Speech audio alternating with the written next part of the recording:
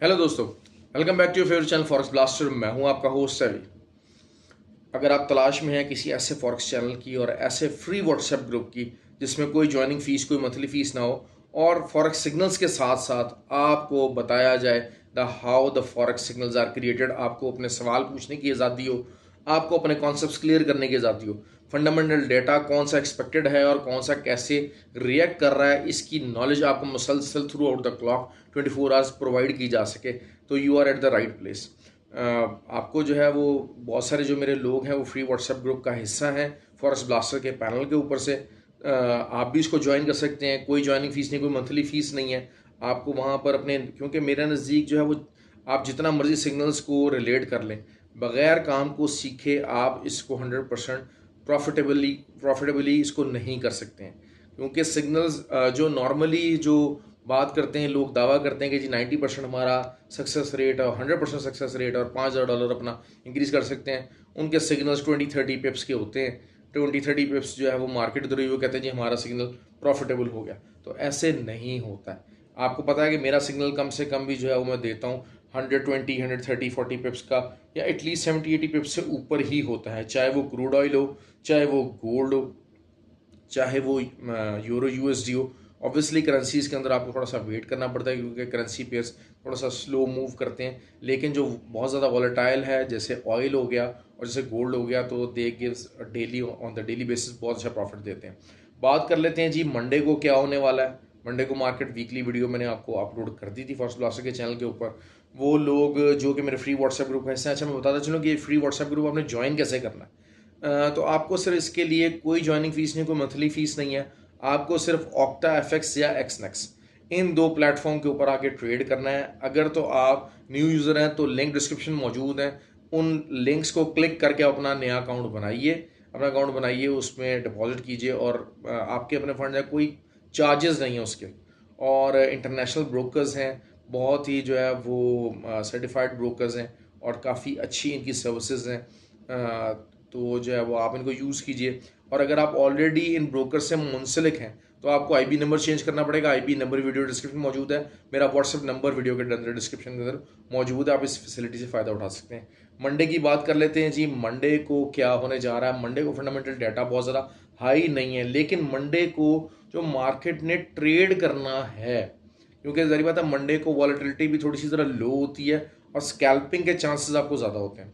पिछला जो free WhatsApp group के अंदर जो लास्ट वर्किंग डे था, उसमें मैंने ट्रेड लेने के लिए एक लाइव डेमोस्ट्रेशन गोल्ड के ऊपर एम फॉर्मेशन और डब्ल्यू फॉर्मेशन के साथ सपोर्ट रेजिस्टेंस के ऊपर, दोनों के ऊपर ट्रेड लगवा के उसको पूरी तरह से जो लाइव चार्ट्स आपके चल रहे थे उसके ऊपर फॉर्मुलेट करके दिखाया था। तो बहुत सारे जो मेरे फ्री व्हाट्सएप ग्रुप के लोग हैं उन्होंने यकीनन उसको सीखा होगा और उसको अप्लाई करेंगे। तो मंडे को भी यही चीज़ बहुत ज़्यादा प्री डोमिनेंट रहेगी। और अगर आपको स्कैल्पिंग करनी है तो Monday is always an ideal day, क्योंकि बहुत ज़्यादा हाई वॉलेटिलिटी आपको एक्सपेक्टेड नहीं है इसके अंदर। गोल्ड में बताता चलूँ, गोल्ड का जो है वो रिजेक्शन आई है 74 से। ऑब्वियसली जो है गोल्ड, अब मेरा जब तक अंदाज़ा यही है कि शायद थोड़ा सा रेंज टाइट उसकी होनी शुरू हो जाएगी। मंडे और ट्यूसडे को भी रेंज टाइट होगी, वेडनेसडे को भी डाटा आएगा तो ये थोड़ा सा ब्रेकअप होने की कोशिश करेगा। ऑल दो द थिंग इज़ के जो फ्राइडे को डेली कैंडल क्लोज हुई है, it's a doji, so it is giving a bearish science. अच्छा, अब इसमें बेरिश साइंस में ये हो सकता है कि जो 62 का जो एरिया है, हो सकता है कि मार्केट वहाँ से 67, 68 के ऊपर जाए और दोबारा से 62 के ऊपर एक डब्ल्यू फॉर्मेशन करेगी हाफ एन आवर के ऊपर, और दोबारा 75 का एरिया टच हो सकता है। 75 का एरिया भी, क्योंकि और 80 तक का एरिया भी टच हो सकता है, लेकिन हाईली डाउटेड। क्यों? क्योंकि जो मंडे को बेरिश कैंडल क्लोज हुई है, that will play for sure. और दूसरी साइड पे ये है कि मार्केट जो है वो मॉर्निंग से ही मार्केट नीचे आने के चांसेस हैं, नीचे आने के चांसेस ज़्यादा ही हैं। ऑब्वियसली वो थोड़ा सा ऊपर जाके दोबारा से वो नीचे आपको 56, 57 तक का एरिया देगी, उसके बाद दोबारा 62 को रीटेस्ट करेगी और एक एम फॉर्मेशन के साथ दोबारा ये मार्केट नीचे को निकल जाएगी। नीचे को कहाँ निकलेगी?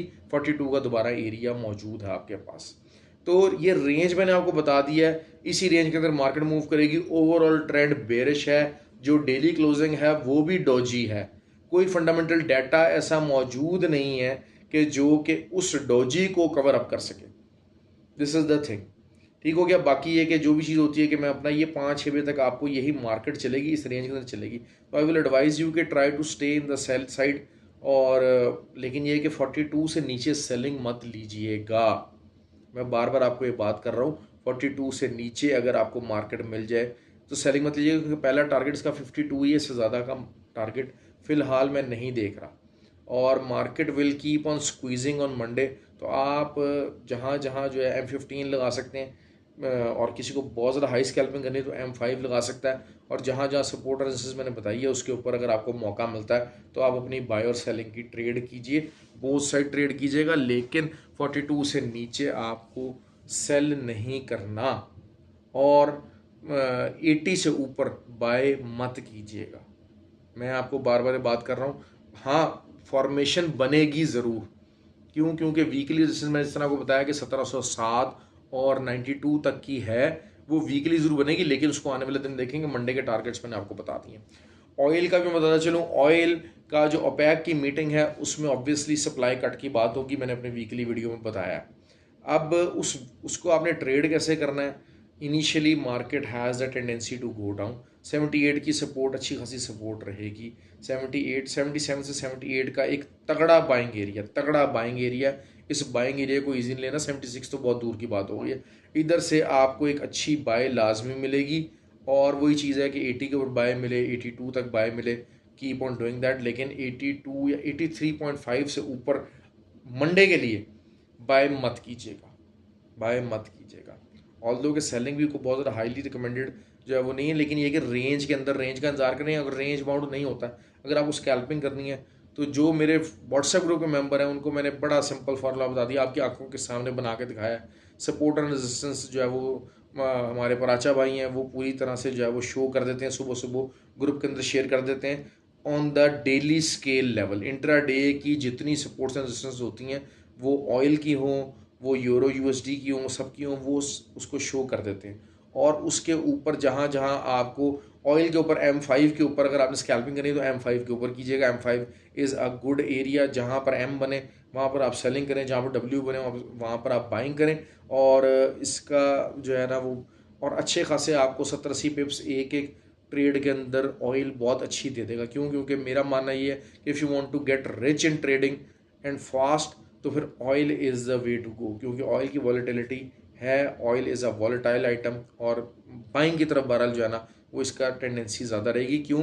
क्योंकि DXY का मैंने जिस तरह बताया कि DXY इसका कोरिलेट होता है। DXY जैसे ही नीचे जाएगा तो ऑयल की प्राइस ऊपर जाती है, क्योंकि DXY जब महंगा हो जाता है तो फिर बहुत सारे मालिक जो अपने आप को ख़रीदारी से रोक लेते हैं। DXY अपनी सपोर्ट के ऊपर खड़ा हुआ है, लेकिन इवेंचुअली इसकी सपोर्ट टूटनी है। 109.5 is my initial target for the DXY। इस महीने पूरा DXY अपने जो टॉप है उसको नहीं तोड़ेगा, ये मैं बता दूं आपको बात।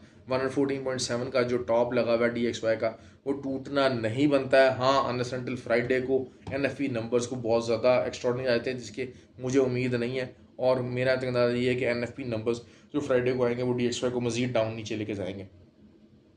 और क्योंकि मैंने बताया कि जैसा जैसा डाटा आता जाएगा वो मोर बियरिशनेस और recession in the economy show करेगा, जिससे DXY कमज़ोर होना शुरू होगा लाजमी तौर के ऊपर। यूरो USD की बात कर लेते हैं। यूरो USD मैंने बार बार आपको कहा था बाइंग रेंज में है। 95 का एरिया आपको अगले नवंबर तक मिलने वाला नहीं है। That's it, I am telling you that. और शायद बल्कि ज़्यादा हो जाएगा। क्यों? क्योंकि अभी जो है वो जो कमिंग मीटिंग है उसमें 75 बेस पॉइंट यूरोपियन यूनियन बढ़ाने का अंदिया दे चुकी है। अब अगर 75 बेस पॉइंट इंक्रीज़ होते हैं तो यू कैन वेल डिज़र्व के जनाब हाँ जी euro is gonna go high. और यूरो का जो पहला टारगेट है 1 है, और उसके बाद 1.02 का जो है मेरा टारगेट है। ये इंशाल्लाह अचीव होगा इस महीने, ये यूरो में लाजमी अचीव होना चाहिए। GBP थोड़ा सा फंसा हुआ है मुश्किल में, ऑल्दो के बहुत अच्छा पुल बैक दिया हुआ है, लेकिन ये कि 1.17 की जो है वो GBP की अच्छी खासी रेजिस्टेंस मौजूद है। और यहाँ से भी अगर आपको वही बात है कि नीचे मंडे को 1.08 या 1.09 के पास से मिलता है तो आप बाय कीजिएगा, और आपको 100 to 200 पिप्स आपको मंडे को GBP दिलवा देगा। बार बार बात हो रही है, फोकस हो रहा है USD JPY is ready for a bearish run, I am telling you that. एक तो क्लियर बात हो गई है 145 से ऊपर जैसे ही जाएगा यूएसडी जेपीवाई, तो जापानीज़ बैंक जो है वो बैंक ऑफ जापान है, वो एफएक्स मार्केट के अंदर इन्वॉल्व हो जाएगा and it will start buying the yen in price of the dollars. तो वो ऑब्वियसली एक बड़ा ही मेजर किस्म का पंप देगा, जैसे ही जो बेसिकली जो सेलर्स हैं they are waiting at the 145 area. The moment it will one hit the 145 area, तो एक सेलिंग का तूफान आएगा लाजमी, जो कि 142.7 और 143.1 का एरिया है, वहाँ तक लाजमी आपको लेके जाएगा। 142.7 बल्कि शायद 140, और जो थर्ड टारगेट होगा इसका 141.5 भी हो सकता है।